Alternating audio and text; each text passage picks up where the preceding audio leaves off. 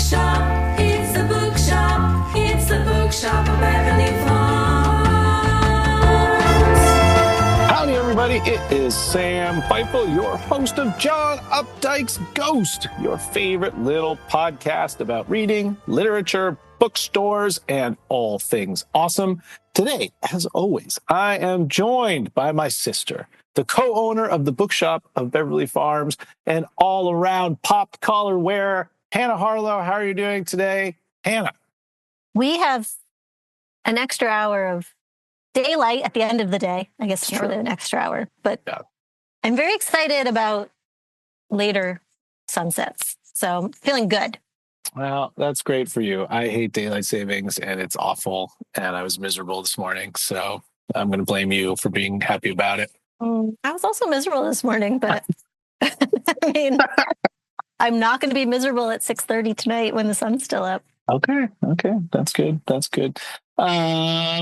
Welcome, everybody, to the show today. On the agenda, we have a number of great books. Thanks to everybody who might be joining us because you checked out our wonderful discussion with Sabrina Baeta from Pen America. If you don't know what we're talking about, go see episode 87. This is episode 88. Episode 87, we talk about banned books. I don't think any of the books we're talking about today has been banned yet.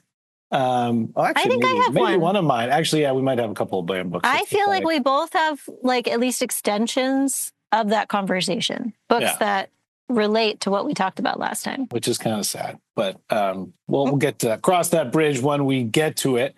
What is on your agenda, Hannah? I have 4 books on my agenda. Whoa. Wild Dark Shore by Charlotte McConaghy. Lion by Sonya Walger.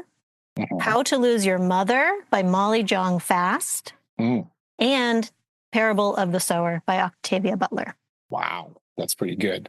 What was that awesome rom-com, How to Lose Your Boyfriend in 10 Days or something like that? How to Lose Something in 10 Days. I think it was How to Lose a Man in 10 Days. I don't know. I had visions of like Matthew McConaughey going through my head or something. I don't know. On my agenda, I'll be talking about Thousand Splendid Suns by Khaled Hosseini. And also, I heard there was a secret chord by Daniel Levitin.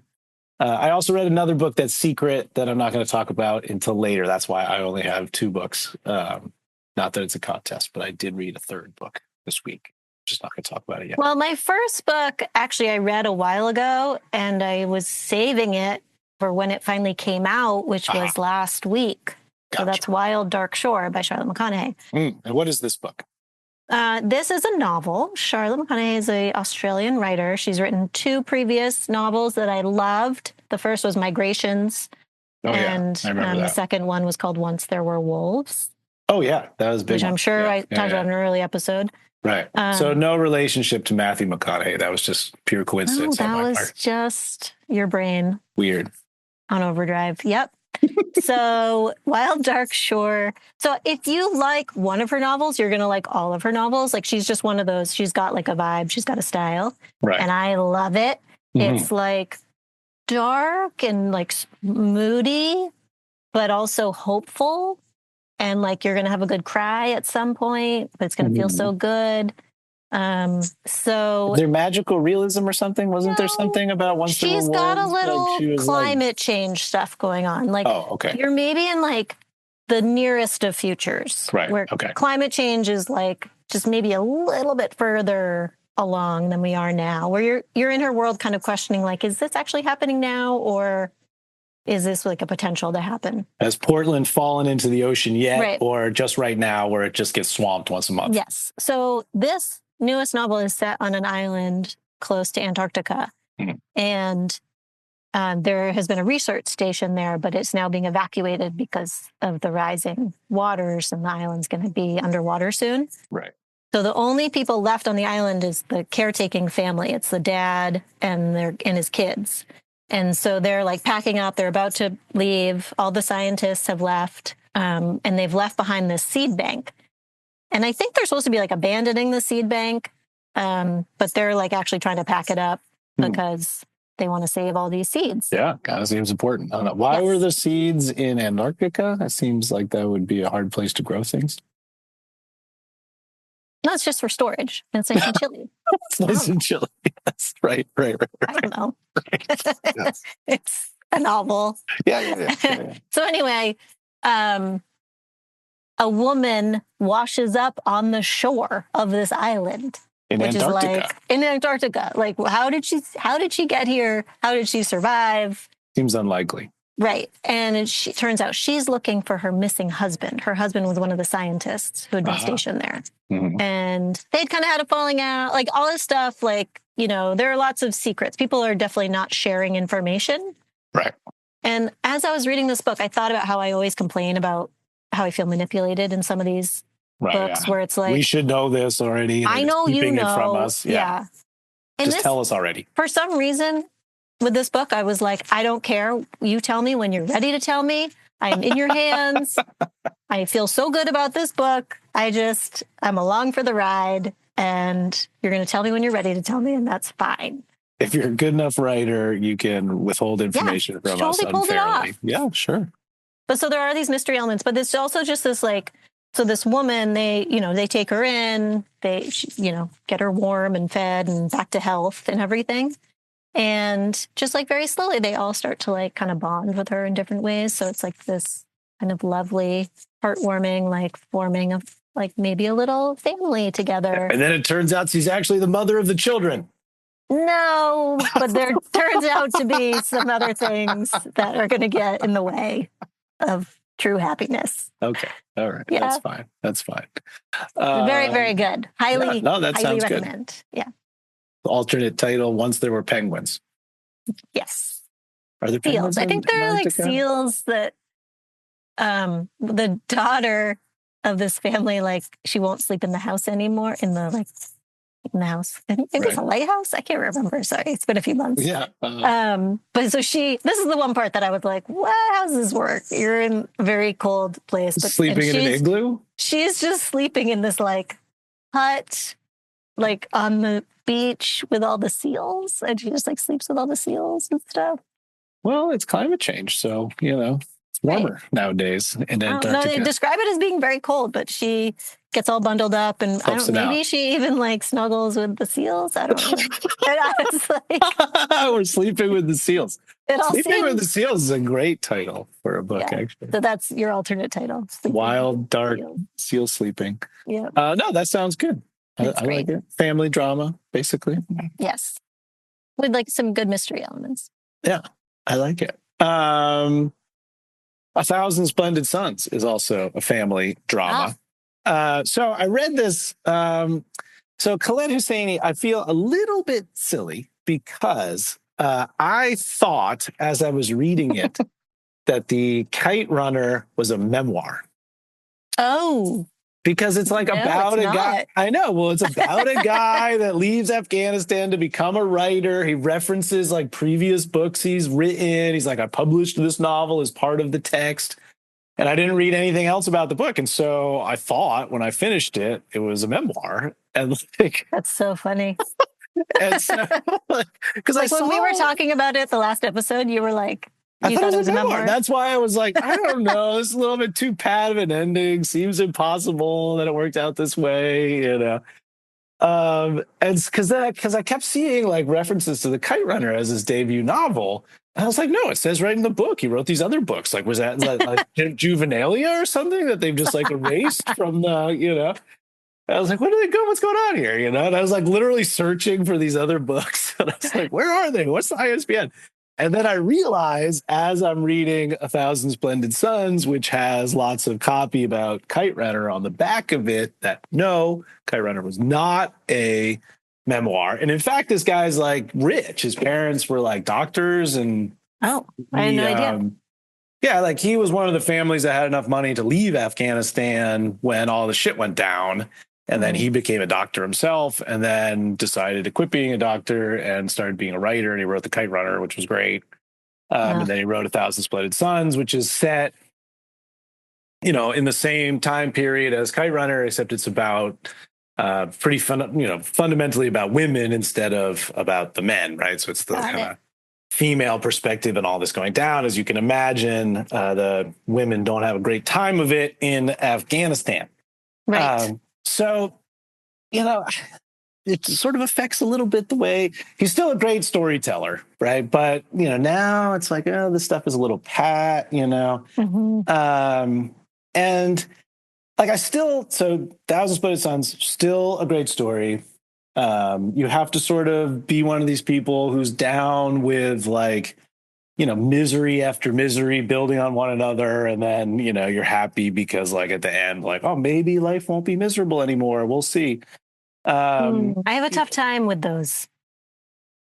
You know, I mean, I don't really know how else you write it. It seems like Afghanistan is just a straight up shit show from start to finish, you know, like you get a really great feel for how the U.S. government was complicit in that shit show, how the Russians certainly didn't help, about how, you know, a lot of it is rooted in this, you know, 1,000-year-old ethnic divide that they've never been able to, you know, overcome. Basically, it's just infighting after infighting in Afghanistan. Everybody's killing each other all the time.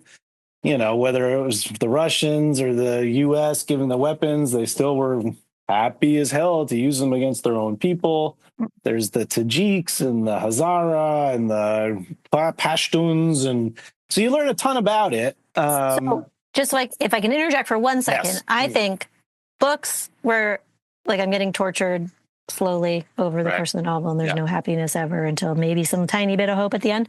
Like I can handle those better if I'm like learning a lot along the way. I think like when you're introduced to a different culture and you're learning things, I think that helps ease the torture a little bit. Right. I agree with that. And I had just kind of learned all that with the Kite Runner. And so now, you know, I'm like, so I already know all this. And now I'm just getting like the female side of women just being treated like disposable, you know, garbage pails.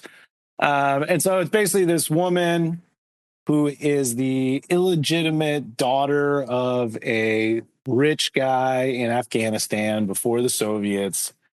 He already has 3 wives and manages to knock up a servant. So she is the daughter of the servant. The 3 wives don't want her in the house because I can't see how this is going to be good. Not even an official. She gets booted. He basically marries her off to this like shoemaker in Kabul who is, you know, super stricty Taliban guy. He's not a Taliban guy because the Taliban are actually specific people, but, you know, makes her wear the full burqa all the time. And, you know, you can always see out through the little grill. And, you know, there's some stuff where she's like, you know, oh, I sort of like wearing the burqa because the men can't ogle me. And, you know, I kind of have an anonymity. And like he tries to kind of redeem some of these like hardcore Sharia law things. And if you guys could all see my face right now, I'm like, okay, not buying that shit. If you say so, you know. And then so because this woman, so it's all ridiculous. So this woman can't provide children to the shoemaker. And then this other, like after about 15 years, this other girl who's 15 down the way, her family all die in a missile strike, leaving her an orphan. She is taken in by the shoemaker, and our hero, shoemaker, decides this 15-year-old would make a great second wife. And hey, remember, you were only 15 when I got you from your father. And so now the book is about how wife number 1 has to incorporate pretty young wife number 2, who is able to provide children, into her little life. And then, there's one more complicating factor, which is wife number 2 was actually knocked up by some other guy right before she got taken in by the shoemaker. So shoemaker finds out that the kid is not his. And then, you know, there's lots of beatings, lots of belts are taken out, lots of, you know, terrible scenes where everybody's screaming. I mean, I'm like already barfing. Yeah, you know, like, again, great storyteller. I really think. And like, obviously, you know, these stories need to be told. Like, people need to understand what's happening. And Yeah, I mean, it also, gives you a little like, hey, we got it pretty good here in the United States, where it's not like this or whatever. Because Not yet. well, I'm not exactly, not yet, exactly.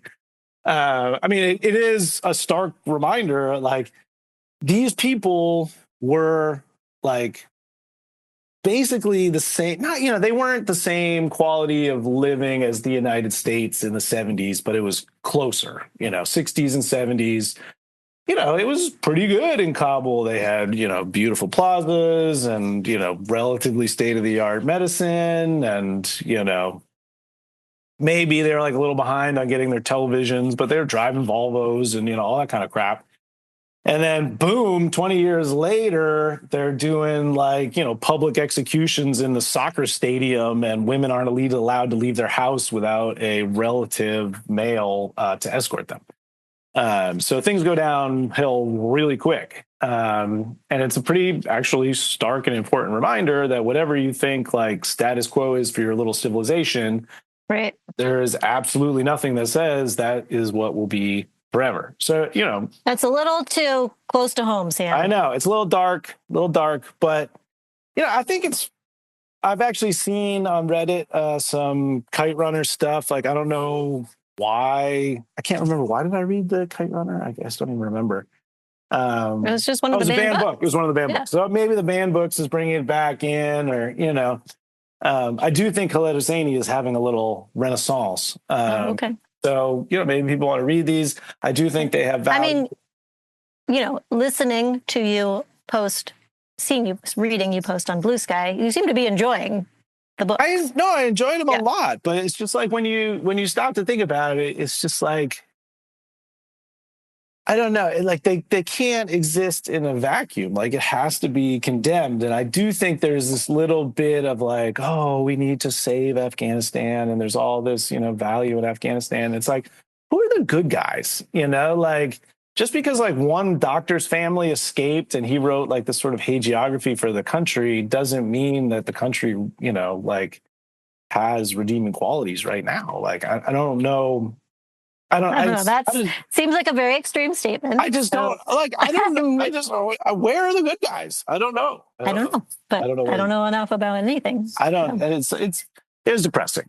But by the end, it's like, they had escaped to like Pakistan, and like they didn't live a great life, but everybody was safe and they had a nice warm place to live. And they're like, let's go back to Afghanistan. And it was like, oh, whoops, right before 9/11 happened, and then that things went super south from there. So could have stayed in Pakistan. Now they're probably all dead if they were real people.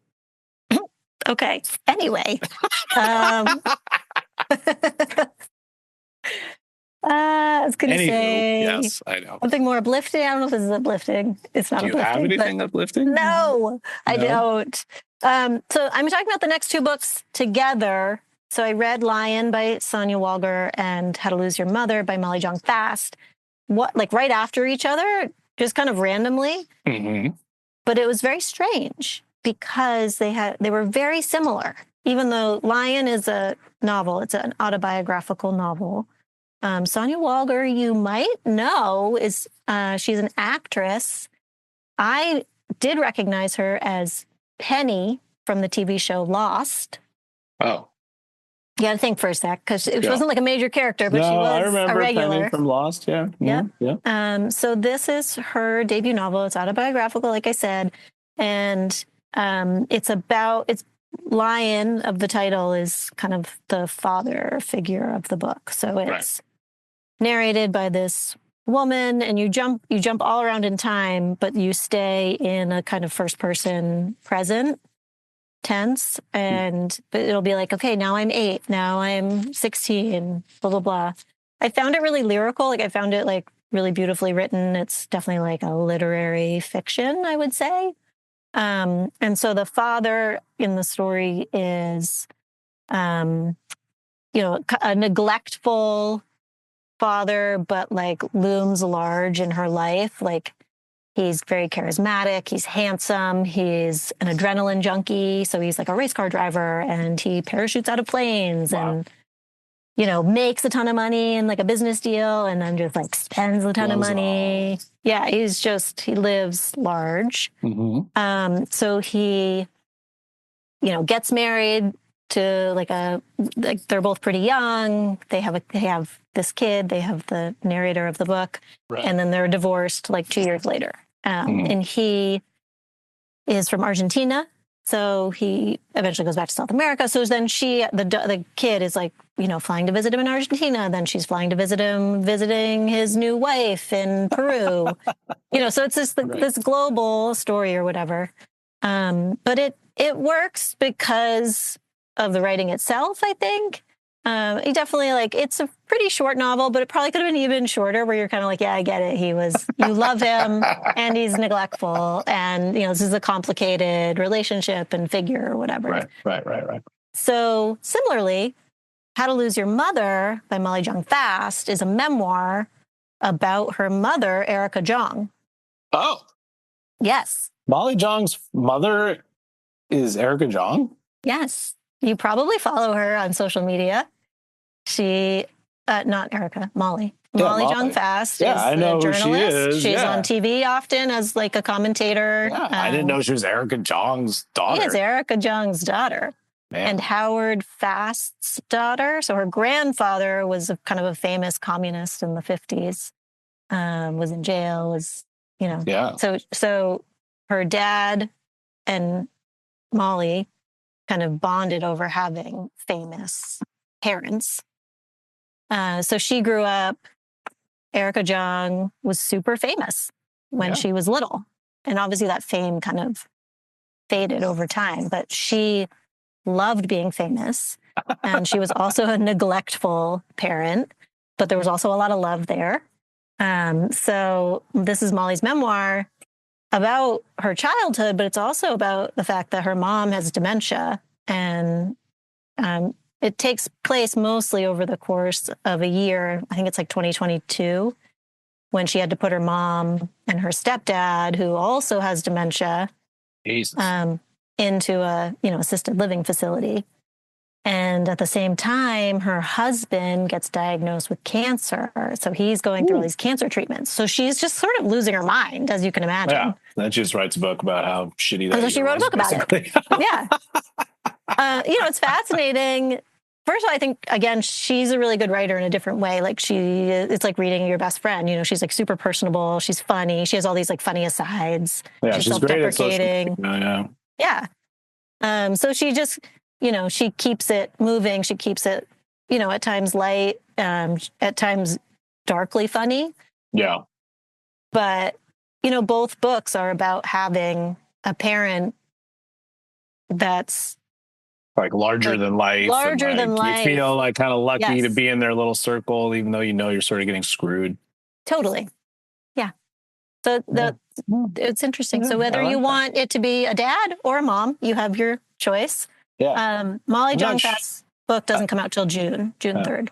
I was going to say, Erica Jong, I think is sort of canceled now. I mean, Fear of Flying, if people don't know, is like hugely influential feminist text. But I think is considered first wave. I think it's considered like white feminism now. The second wave? I don't know. One of my favorite Bob Dylan tunes is that song, The Highlands. And it has that line like where the waitress comes back and it's like, I heard you read our Erica Jong. And it was like, I think Dylan was like impressed with himself for reading Erica Jong or something. Right. I mean, the New York Times book review had it on the cover, like maybe whenever the 50th anniversary was, which I think was like last year or maybe 2 years ago, maybe it was 2023. But yeah, I don't think it was totally laudatory.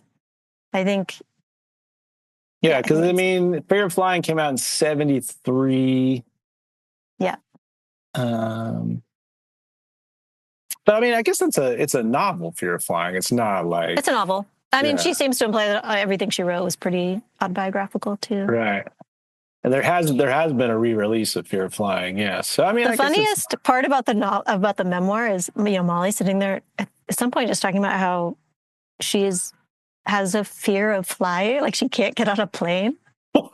And I'm like, she's not addressing the fact that that's her mom's title. Like, it's like a wink. It's like a wink, wink kind of thing. It was so, and she does eventually say, like, I know what you're thinking. And I was like, well, thank God. Like, we need to address the elephant in the room here. Anyway. That's fun. I liked them both. That's funny. Yeah. Let's see. Do I have a transition? I mean, also nonfiction, I guess. I've read, people probably have heard me reference This Is Your Brain on Music by Daniel Levitin. I think it's, if there is one book that has shaped my understanding of why people like the music that they like, it is This Is Your Brain on Music. So Daniel Levitin, as a refresher, is a musician. He was one of the engineers on Nirvana's Nevermind.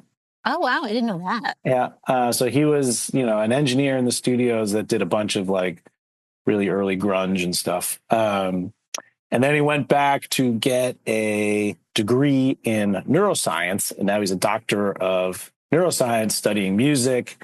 Mostly at McGill is where he is. And so people might remember I talked about Susan Rogers' book, This Is What It Sounds Like. And Susan Rogers studied with Daniel Levitin at McGill. So they're kind of like a team in many ways. And so his new book, I was all excited about, got to read it. It's called I Heard There Was a Secret Chord. And I don't think that's a very good title. I think that title is bad.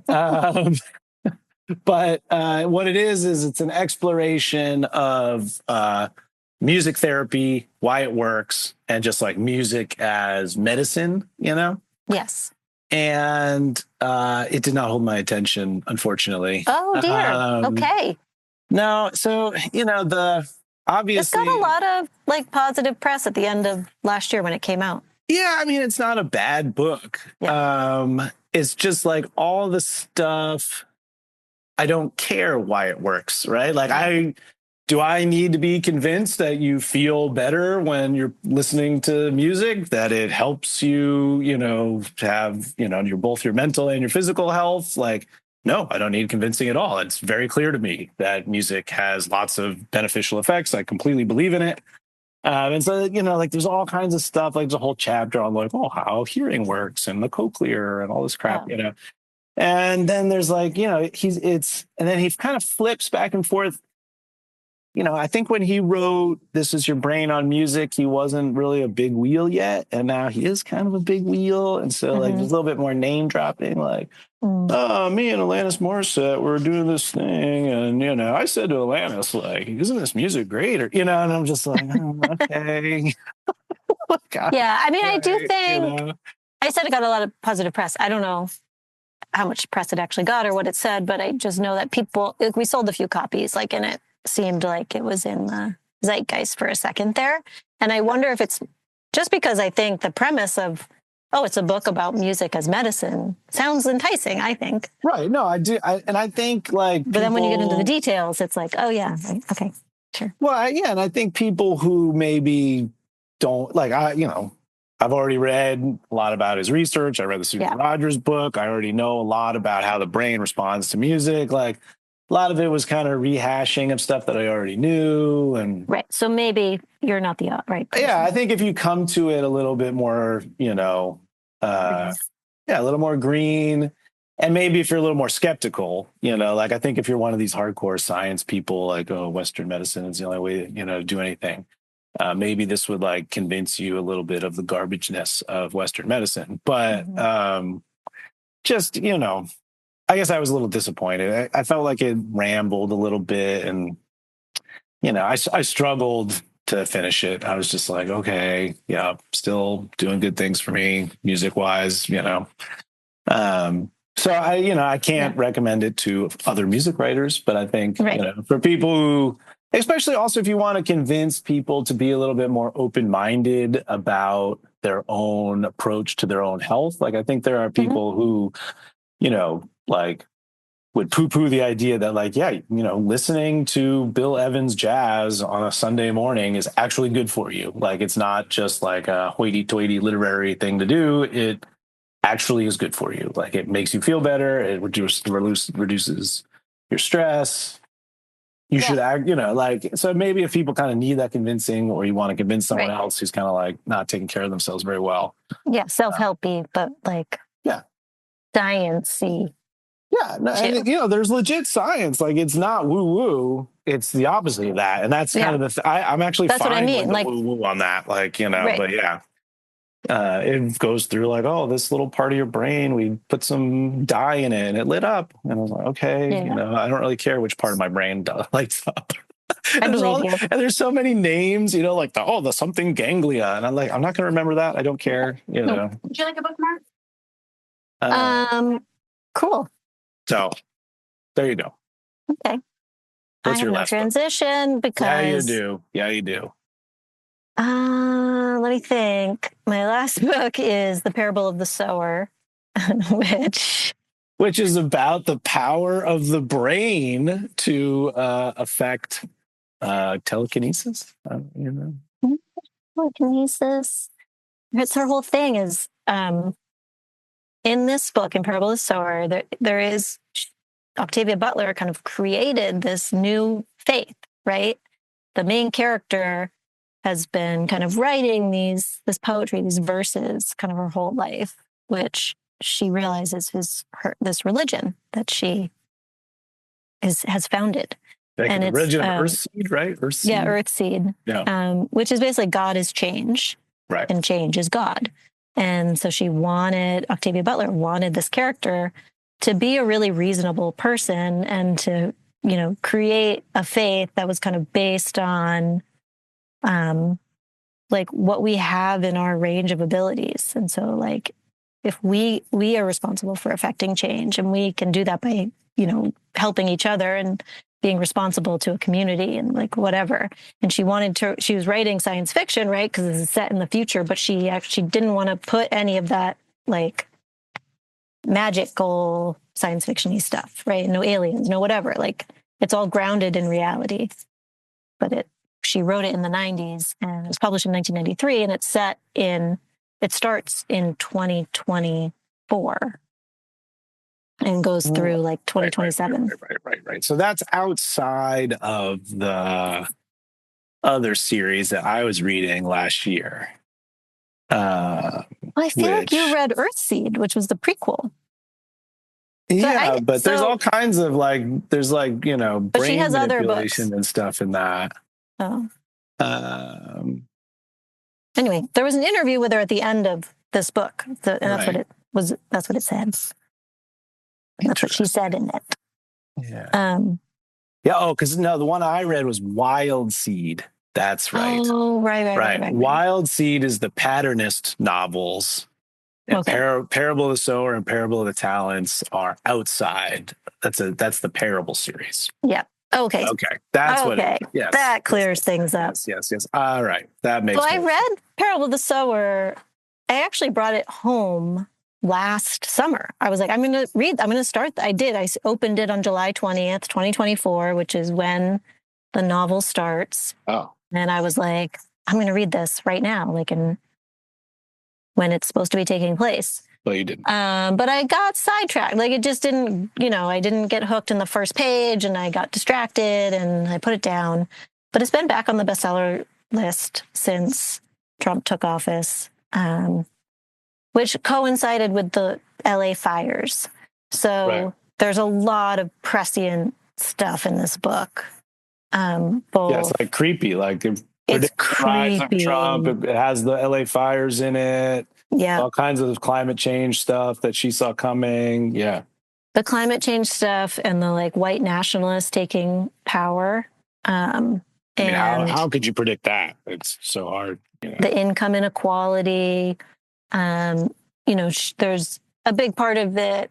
A big part of what's happening to the world are the drugs and addiction to drugs kind of taking over vast parts of humanity. And there's this drug called pyro, that when people take it, they get really attracted to fire. So they build fires.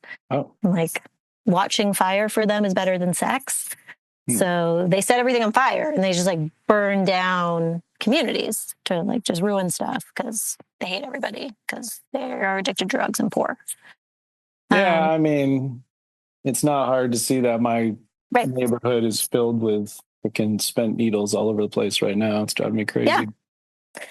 Yeah. So anyway, the novel, I found it really harrowing. I think I didn't realize just how dark it is. Like, It's people dark. are dying. Yeah. It's a survival story, which I just hadn't realized that going into it.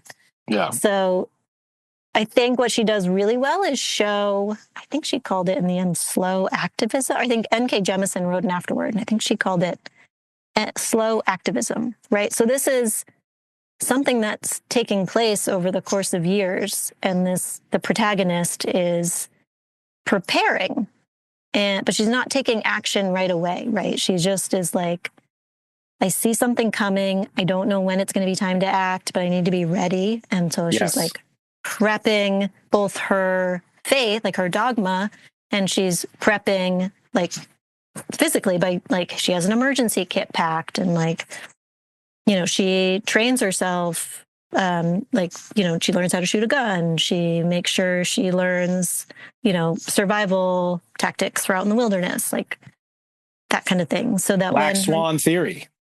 Yeah. So she lives she's kind of this middle class where they live in they put up a wall around their neighborhood of like 8 or 9 houses. And each house has like lots of extended family in it because no one can really afford to live on their own anymore. They all have jobs, but none of them pay enough to actually live off of. Food is wicked expensive. Water is scarce. So it's already like a grim existence, but like that first half of the book, when she's in that community, that's like the good times. That's the good times. Yeah. Eventually she's on the road, traveling north, looking for basically peace, But it's really grim, but it's so good. And I do think it's just like a really important book. And I'm going to go get book 2 because I just feel like there's stuff to be learned there.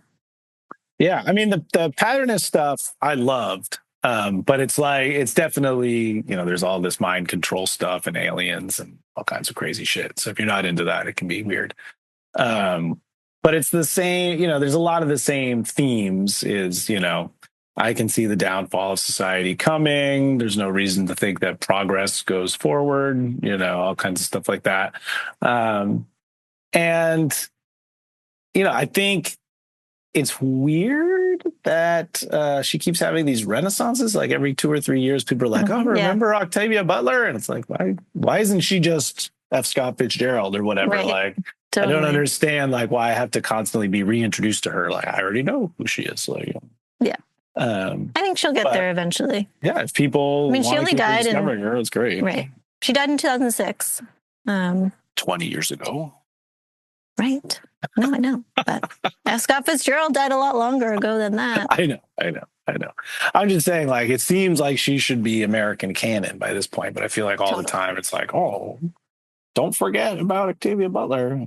Right. No, totally. I agree. I think there are a lot of people out there making sure that doesn't happen. So. Yeah, well, that's good. Probably Parable of the Sower was banned at some point by somebody. That's what I was thinking. It must have been banned. There's some really, it's like equality of the sexes. It's there's a lot about race in there. And the white nationalists can't love that book. No, probably not. Probably bad for them. All right. And we do maybe have an event to talk about in April. The people who are going to help me promote it won't answer my email at the moment, but I just sent it today. I know, but maybe they're real busy. It is, we've got a murder to talk about. A murder in Rockport. A murder. Yes, this book. I mean, I guess. Got a local hook. So. Yeah, it's got a local hook. I think the title is very straightforward. It is called Murder in Rockport, Massachusetts. And who wrote this? This was by... There are these 2 guys who wrote it. And because I forgot to prepare this part of the podcast. I don't remember their names. I found it. I just couldn't find it. It's Robert Fitzgibbon and Wayne Soini. I'm assuming they're local of some kind. They are local. Beverly area of some kind. I believe they are in Gloucester, but In Gloucester. I might have made that up. Murder in Rockport, Massachusetts. Terror in a small town. But yeah, we're going to have them here in the shop talking about that book. Yeah, they are going to be local history. April 9th, 6:00. And you should come and see them. You definitely It's nonfiction too. It's not a novel. Right, it's true. People actually got murdered story in Rockport. You might be thinking, Rockport? Nobody dies in Rockport, but I find it hard to believe myself. do we have any other events coming up? I don't think we do. I mean, nothing confirmed yet, but Right. Okay. Well, they're going to come hot and heavy. They're going to come. They hot are. and We heavy. were in our little, rest period. Yeah. No one really wants to go to an event when it's snowy and cold out, but now that it is getting warmer, now the days are longer, you can expect more happenings. I mean, if you want to put something on your calendar, you can look at Saturday, April 26th, and write in big letters, Independent Bookstore Day. Oh, that's true. / North of Boston Book Trail That's weekend. True. That's true. Is that the same weekend as the Newburyport Literary Festival again? And it's the same weekend.